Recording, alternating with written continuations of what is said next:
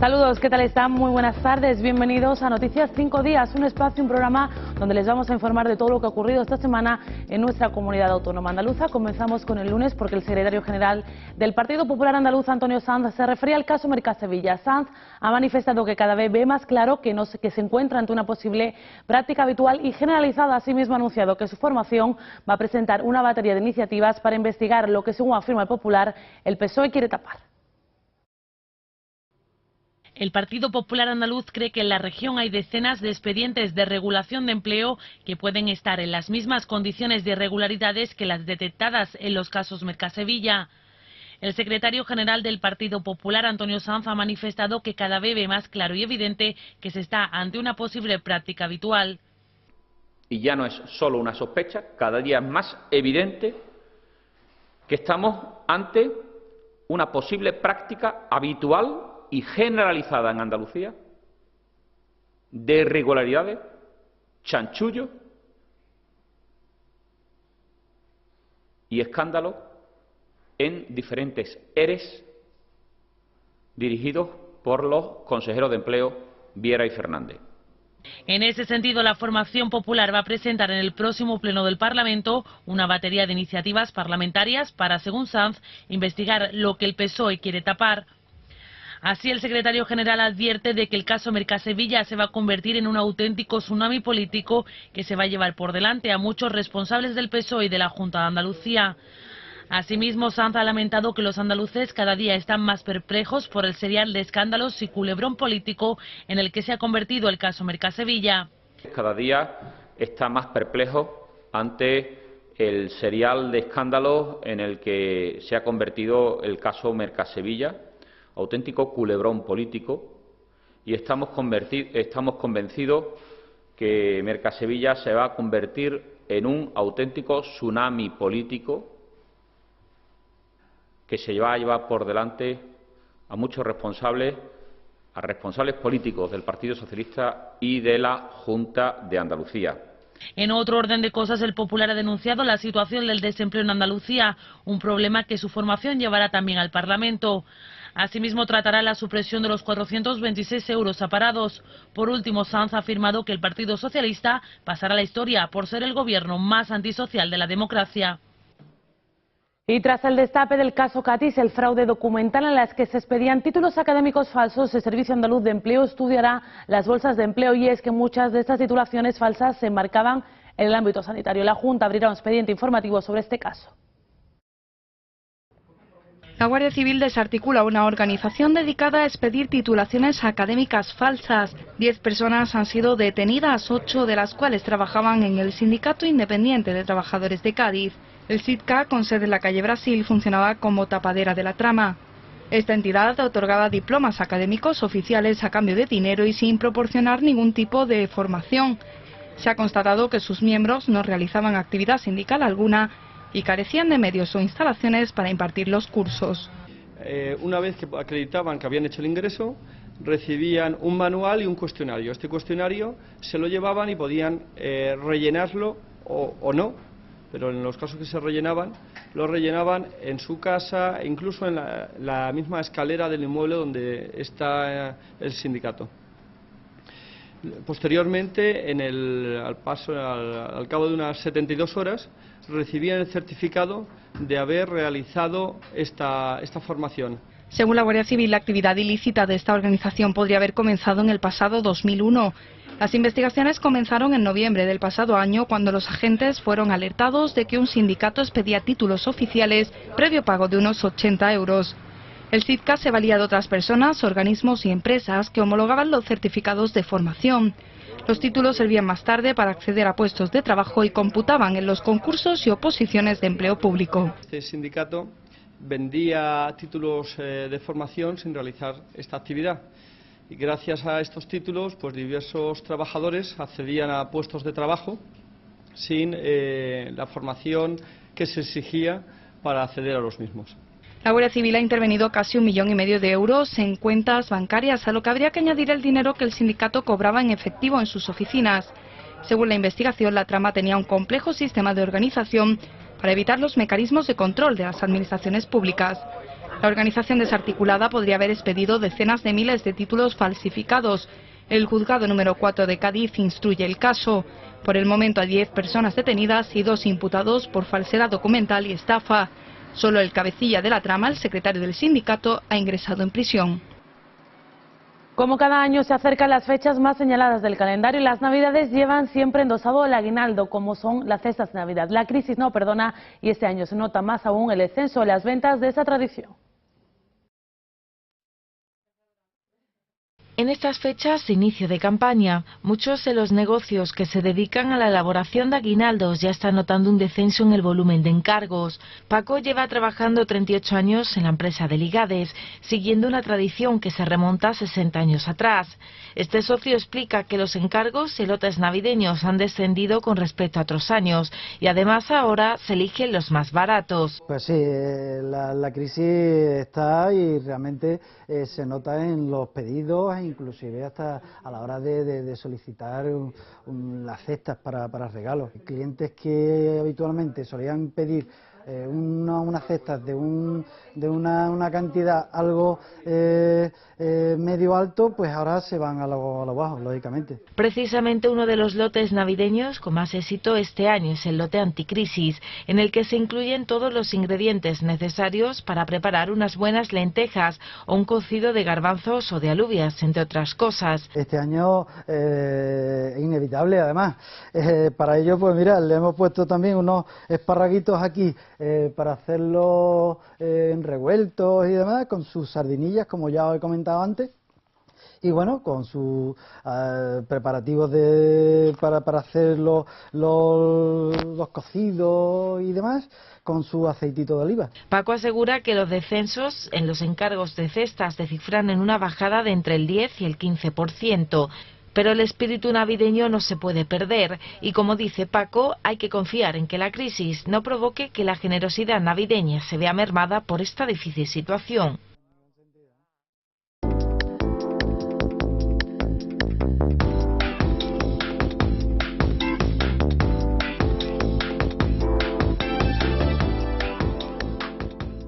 El Partido Popular Andaluz apoya todas las medidas adoptadas por el Gobierno en el caos provocado por los controladores aéreos. En otro orden de cosas, la Popular se ha referido a las recientes inundaciones que azotan Andalucía. Asimismo, ha denunciado que las primeras inundaciones ya se han producido y aún los afectados del pasado año no han recibido las ayudas. El Partido Popular Andaluz apoya todas las medidas adoptadas por el Gobierno en el caos aéreo provocado por los controladores aéreos. Rosario Soto, portavoz del partido en la comunidad autónoma, ha exigido al Gobierno que dé explicaciones sobre lo ocurrido y el porqué de su actuación tardía. Asimismo, la dirigente ha denunciado la actuación inaceptable y surrealista que, a su juicio, han llevado a cabo los dirigentes socialistas en Andalucía. Inaceptable la actitud que han tenido los dirigentes socialistas. Ellos, en lugar de haber apoyado a los ciudadanos andaluces y haber apoyado a la industria del turismo, se han dedicado a jugar con los sentimientos de todos los ciudadanos, con esas declaraciones que han estado haciendo durante el fin de semana, y se han dedicado a hacer el ridículo una vez más, en lugar de estar presente, que es lo que tiene que haber hecho, estar presente cuando los ciudadanos lo necesitaban. En otro orden de cosas, la Popular se ha referido a las recientes inundaciones que azotan Andalucía. En este sentido, ha denunciado que todos los años se repite lo mismo y que el Gobierno andaluz sigue sin implementar un plan de prevención ante estas catástrofes. También ha denunciado que las primeras inundaciones ya se han producido y aún los afectados del pasado año no han recibido las ayudas. ¿Queremos ver el plan de prevención? Esperemos que este año Griñán no vaya a hacerse una fotografía de las inundaciones cuando no ha resuelto,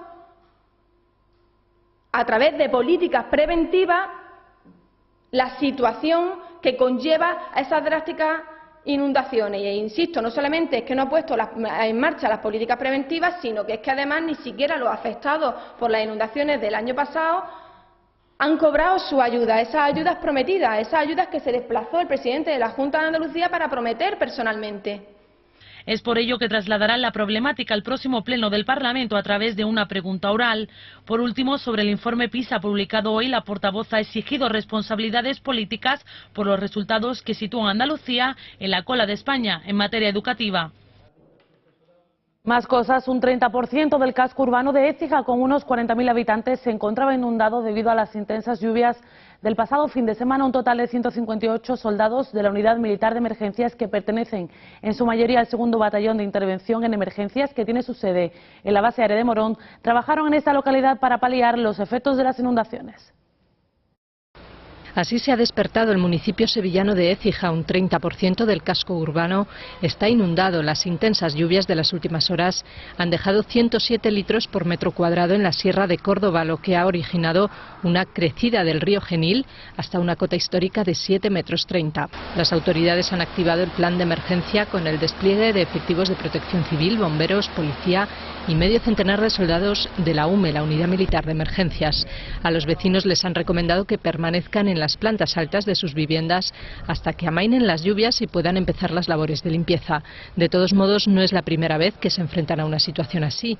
En 1997, otra crecida del río Genil originó pérdidas por valor de 72 millones de euros.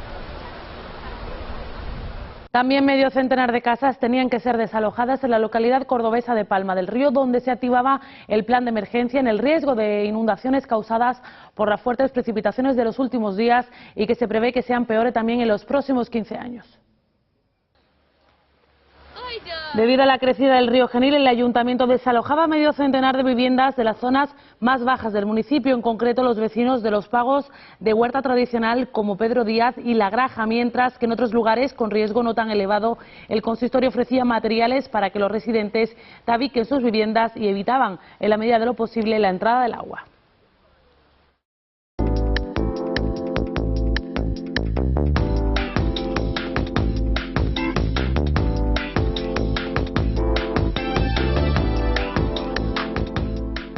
El presidente del Partido Popular Andaluz, Javier Arenas, recorría el municipio de Écija para comprobar los daños causados por esas inundaciones y expresar su apoyo a los vecinos. Arenas pidió al gobierno andaluz que se constituya un grupo de trabajo con carácter de urgencia para analizar propuestas del futuro y el cumplimiento de un plan de prevención de avenidas e inundaciones tras los efectos del temporal e inundaciones ocurridos en Andalucía. Arenas explicó que este plan se pone en marcha en 2002 con finalización en 2015 y asegura que todavía no se ha visto que se lleva a la práctica. Del caso de Écija, Arenas ha recalcado que se está hablando de un problema muy importante porque solo en Écija son 800 viviendas afectadas y más de 3.000 personas. El presidente del partido en Andalucía ha recordado que se hizo una obra importante de contención ante inundaciones y está pendiente todavía del arroyo de la Algamansamilla, que aún no ha concluido. En su opinión, los cambios orgánicos que se han establecido en materia de aguas con la Agencia Andaluza del Agua no han ayudado en absoluto a la eficacia del servicio. El puente de la Constitución ha sido especialmente trágico en varios municipios andaluces como Jaén, Córdoba y Granada por las precipitaciones que activaban la alerta naranja en estos municipios. Las precipitaciones registradas esta noche en Andalucía han sido más débiles que ayer y han permitido una pequeña tregua a las zonas inundadas de Jaén, Córdoba y Sevilla, donde sin embargo la Junta de Andalucía mantiene en vigor el plan de emergencias y permanece activada la alerta naranja. Hoy algunas localidades del tramo bajo del Guadalquivir amanecían con sus calles completamente anegadas. Hasta 100 viviendas han tenido que ser desalojadas en la localidad sevillana de Lora del Río, donde se evalúa la posibilidad de solicitar la presencia de la Unidad Militar de Emergencias. En otras localidades del tramo medio, como las cordobesas de El Carpio o Fuente Palmera, el caudal medio de las aguas ha ido descendiendo, al igual que en Écija, donde el Genil, que llegó a rozar ayer los 1.000 metros cúbicos por segundo, baja ya con menos de 60. También se mantienen cortes en numerosas carreteras de Andalucía, sobre todo de Sevilla. Se espera que mañana comiencen a remitir las lluvias, que solo harán acto de presencia en el tercio más occidental de la región. Alerta por falsos medicamentos de venta online para la disfunción eréctil. Han aumentado las webs que anuncian la venta de estos falsos medicamentos. La venta de medicamentos por Internet se ha convertido en una de las mayores estafas de la historia. Miles de páginas web ofertan medicamentos para la disfunción eréctil falsificados que pueden resultar incluso muy peligrosos para los consumidores. Estas páginas trafican con fármacos, como otras redes lo hacen con drogas, pero sin asumir grandes riesgos. Páginas replicadas hasta la infinidad se encargan de promocionar presuntas farmacias online que no son más que fábricas de medicamentos falsificados. Con solo teclear unas palabras en un buscador, miles de páginas aparecen en la pantalla del posible consumidor. El informe Tráfico Online, realizado por la compañía farmacéutica Lilly España, ha analizado los resultados y pone de manifiesto las oscuras y hábiles técnicas para esconder todo un negocio fraudulento. Es interesante poner de manifiesto que muchas de estas páginas web están en terceros países, están en países fuera de la Unión Europea, con el riesgo que supone también dar los datos de la tarjeta de crédito, dar los datos identificativos de la persona que hace la compra a alguien que no se sabe quién es y que no se sabe dónde está. Un negocio ilegal y muy peligroso para los compradores, que juegan a la ruleta rusa con su salud, ya que el 65% de los medicamentos de disfunción eréctil que se pueden comprar por Internet son falsos, de composición inadecuada e incluso con sustancias tóxicas. Para el consumidor existen riesgos desde el primer momento que se están comprando unos medicamentos en donde una pequeña variación en las sustancias de elaboración, que son sustancias químicas, pueda acarrear graves daños a la salud pública. Lilly España ha puesto en marcha la página web No te la juegues online para informar a los consumidores de los posibles riesgos de estas sustancias. Internet cada vez más cerca de las personas con discapacidad. El programa TIC-TAC proporciona software y hardware para que todos tengamos acceso a la sociedad de la información en igualdad de condiciones. Aparcamientos reservados, semáforos con sonido, ascensores, rampas. Estamos acostumbrados a ver imágenes como estas todos los días. Mobiliario y zonas de tránsito indispensables para las personas mayores o con capacidades reducidas. En la gran ciudad virtual que es Internet sucede exactamente lo mismo. Si no prestamos atención, muchas personas podrían quedar excluidas. Es muy importante, como hacemos desde la Secretaría de Estado y desde Red.es, integrar las tecnologías desde el primer momento, utilizando las capacidades de accesibilidad que nos permiten. El programa TIC-TAC está precisamente vinculado a que en determinadas zonas y en centros de acceso público a Internet todos los ciudadanos puedan disponer de determinado hardware y software especializado que permite precisamente la accesibilidad a la sociedad de la información en igualdad de condiciones. Equipos como este, un ratón con un pulsador para quienes no pueden mover mucho la mano, otro en el que solo se mueve la bola, un tipo joystick para personas que pueden agarrar pero sin facilidad de soltarse, o este otro que puede moverse con la cara. Y también se le puede acoplar esto metálico, que esto lo suelen utilizar sobre todo personas que tengan enfermedad de Parkinson, que tengan movimiento en las manos, no se les pasa. Se estima que con la combinación adecuada se mejora la accesibilidad TIC de alrededor de un 70% de las personas que cuentan con una discapacidad física, psíquica o sensorial. Un claro ejemplo, Rubén, que ahora puede navegar solo por Internet. Caminar no puede, tenemos que empujarle, pues esto es algo que puede hacer por sí mismo. Pero también ayuda a niños y personas mayores, como María del Mar. Cuando aprende el Internet me comunicaré con mis nietos que los tengo afuera. Las ventajas para todos ellos están claras. Esto está mucho mejor, también porque la tecla más grande. Me lo veo más cómodo porque tiene las letras más grandes. El poder estar con otras personas y ver que son capaces de hacer lo mismo. Junto a otras actuaciones para el desarrollo de acciones formativas y para el fomento de la administración electrónica, el programa TIC-TAC destina un total de 6,7 millones de euros cofinanciados con fondos FEDER y ya está presente en más de 1.000 centros en 8 comunidades autónomas. Esas tecnologías son precisamente las que pueden hacer que personas que hasta ahora han estado excluidas en nuestra sociedad puedan tener las mismas oportunidades y el mismo derecho a acceder a Internet y a la información y al conocimiento en igualdad de condiciones. Para ayudar en esta labor se han realizado jornadas de capacitación para los responsables y dinamizadores de los centros que cuentan con TIC-TAC y se ha creado la web tictacadapta.es que alberga toda la información sobre el programa. Un programa, por tanto, que nos recuerda la importancia de que todos accedamos en igualdad de condiciones a las nuevas tecnologías y que nadie se quede atrás.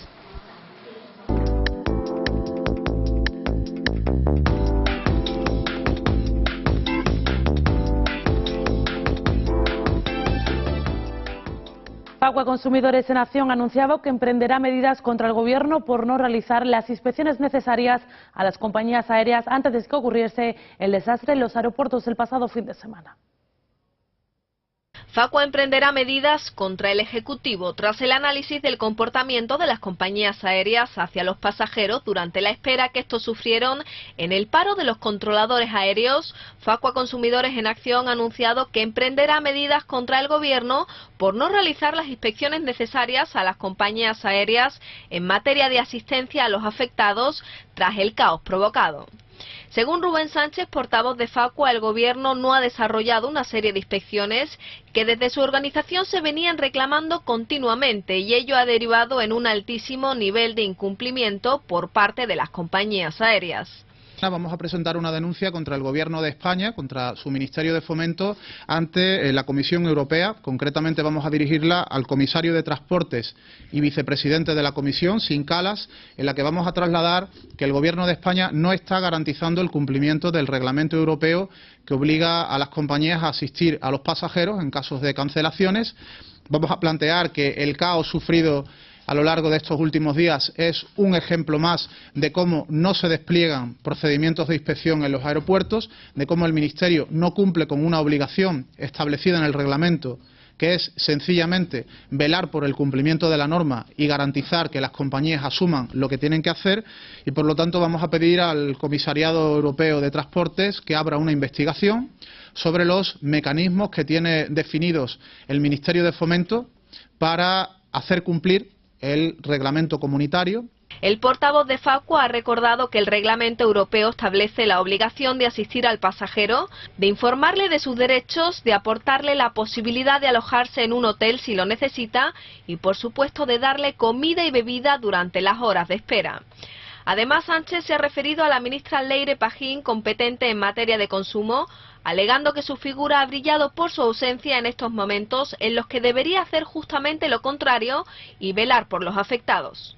Esperemos que el presidente del Gobierno tenga la sensibilidad que este caso merece y atienda a esa solicitud de reunión que vamos a trasladarle. E igualmente, desde el Ministerio, que en España tiene competencias en protección al consumidor, debe de notarse de una vez que existen esas competencias. Echamos muy en falta la figura de la ministra Leire Pagín durante esta crisis y creemos que ya es hora de que se ponga a la cabeza del Gobierno dentro de los protocolos necesarios para potenciar que los consumidores ejercen su derecho a reclamar y, lógicamente, mantenga las relaciones de coordinación necesarias con las organizaciones más representativas de los consumidores españoles en este sentido. Además de en contra del Ejecutivo español, Facua llevará a cabo otras actuaciones de denuncias por la vía administrativa o judicial contra el Sindicato de Controladores Aéreos, contra las compañías aéreas que hayan incumplido el reglamento europeo y un procedimiento judicial en representación de cada uno de los afectados que represente. La Junta de Andalucía mantiene activado el Plan Provincial ante el riesgo de inundaciones en la provincia de Córdoba por tercer día consecutivo. Desde el 6 de diciembre hasta ayer a las 9:30 de la mañana, el Centro de Coordinador de Emergencias 112 registraba un total de 500 incidencias relacionadas con las lluvias que también han provocado la activación de planes locales en Córdoba capital, Aguilar de la Frontera y Palma del Río. Más de 400 viviendas de la provincia de Córdoba se han visto afectadas por el desbordamiento del río Guadalquivir como consecuencia de las fuertes lluvias de los días 6 y 7 de diciembre. Llegaron a caer hasta 168 litros por metro cuadrado. Uno de los municipios más afectados ha sido Palma del Río, donde 25 viviendas permanecen desalojadas. Explotaciones ganaderas, fábricas y colegios también han sufrido las consecuencias de las inundaciones. En Córdoba capital han resultado afectadas varias edificaciones situadas junto a la pista del aeropuerto. Los vecinos aún no han comenzado a limpiar las casas ante el riesgo de nuevas inundaciones. Por tercer día consecutivo, la Junta de Andalucía mantiene activado en Córdoba el Plan Provincial ante el riesgo de inundaciones. En la provincia de Sevilla se mantiene la situación de prealerta en 9 localidades de la ribera del Guadalquivir. Es el caso de Écija, muy afectada también por la crecida del río. Imágenes que contrastan con las altas temperaturas que se han registrado hoy. En la capital los termómetros han llegado a superar los 27 grados en las horas centrales del día. Sol radiante tras un puente de intensas lluvias que han provocado cuantiosos daños en la región. La autopsia practicada a la joven china de 27 años que fue encontrada muerta en el interior de un almacén de lencería de un polígono de Málaga refuerza la hipótesis del homicidio mientras la policía continúa buscando a su compañera sentimental que ha desaparecido. La autopsia practicada a la joven china encontrada muerta ayer en un almacén de este polígono industrial de Málaga refuerza la hipótesis del homicidio.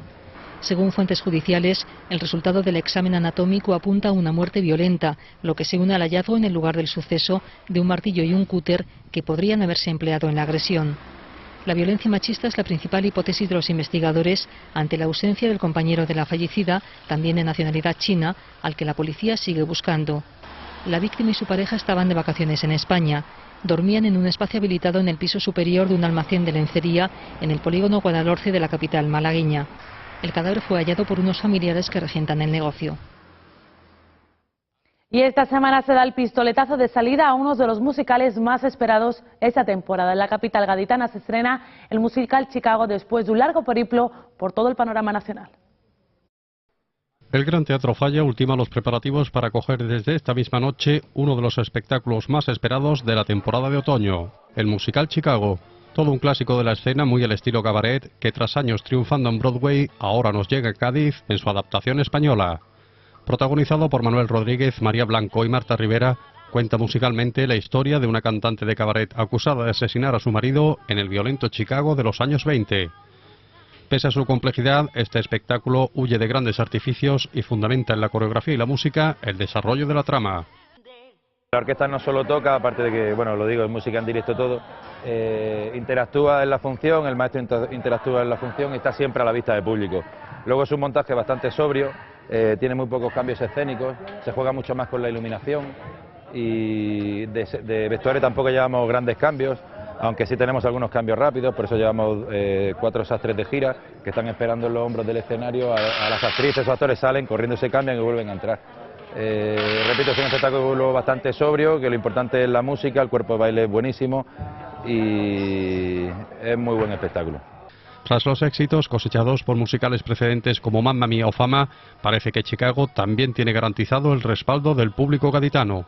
Además de la sesión inaugural de esta noche, la compañía realizará otras 6 funciones entre el viernes y el domingo, con 2 pases diarios de tarde y de noche.